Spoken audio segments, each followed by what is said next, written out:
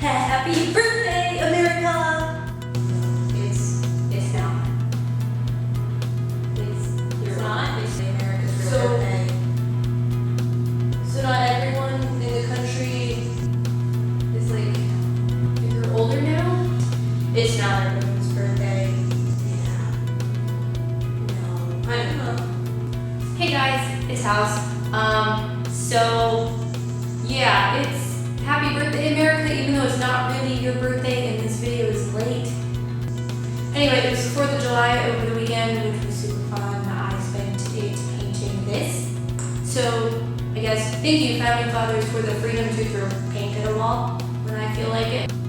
But yeah, no, the 4th actually isn't America's real birthday. The real day of independence, when it was actually decided that we were no longer attached to Great Britain, was July 2nd, 1776. Not the 4th. But we celebrate on the 4th because it took all of our first Congress 2 days to read over the Constitution that was written up by Jefferson and 4 other guys.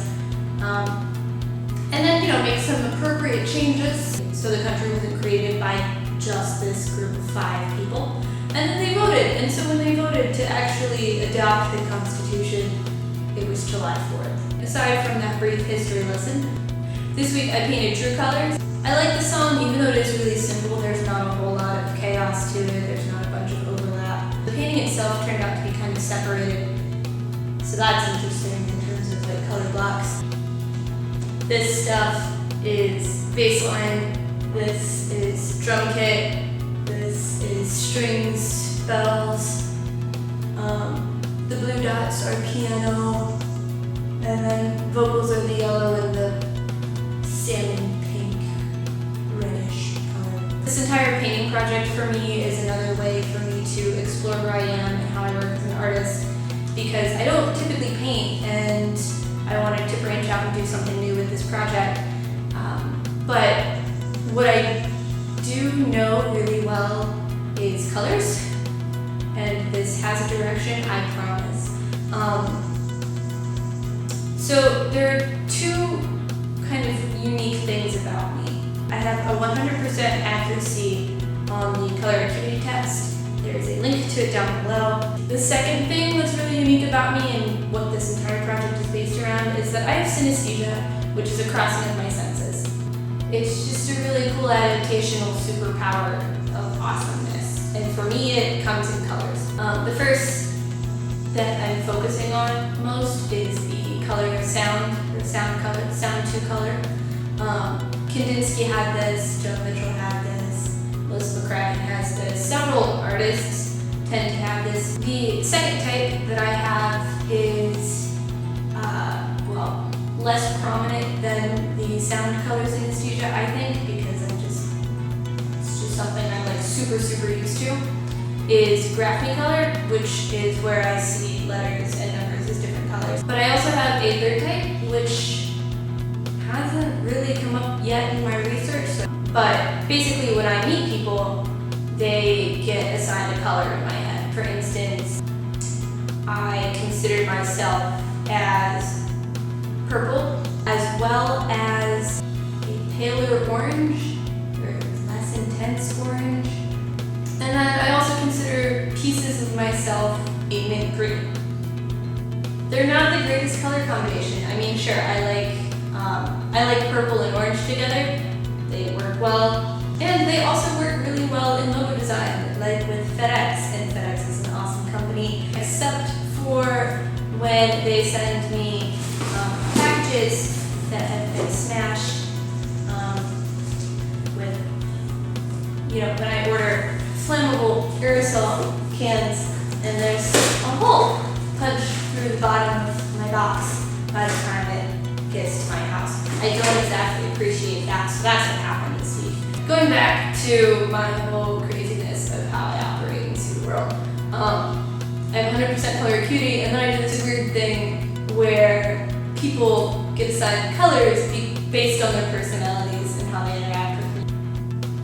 And I'm learning to kind of own that difference, even though a lot of people are like, what are you talking about? You see sound? That's tricky. Otherwise, they'll react to something like this. Oh my god, oh my god, oh my god, do you see color? What color am I? And then I'm on the spot, and I'm like, if I don't know you, you don't have a color yet. Like, I could say any color, but that's probably not the right one because I don't know. I have 2 best friends who fall into the teal family. They've always been those colors. My 3rd best friend is dark purple. And then I have another friend who started out as a bright spring grass green, and then she kind of morphed as I got to know her into this really, really vibrant, almost overpowering yellow.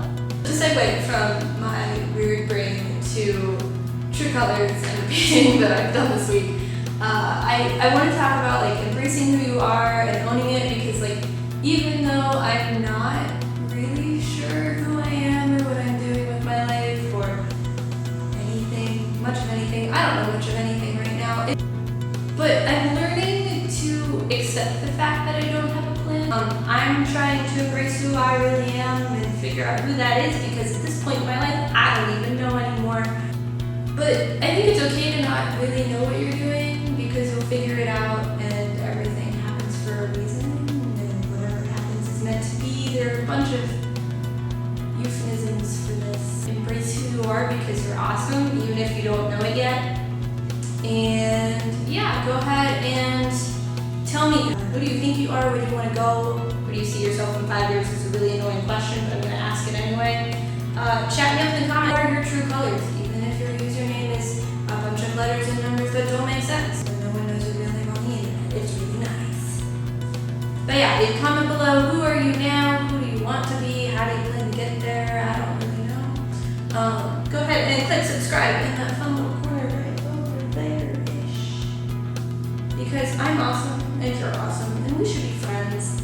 Plus, I like doing this stuff, and if you're watching this, you probably like watching me do this stuff. So we have a common interest already. Let's be friends. If you like this video, give it a big thumbs up. If you like embracing who you are, give it a big thumbs up. Share it with your friends. I don't care. Post it on Facebook. That's it. And I'll see you next week. Bye.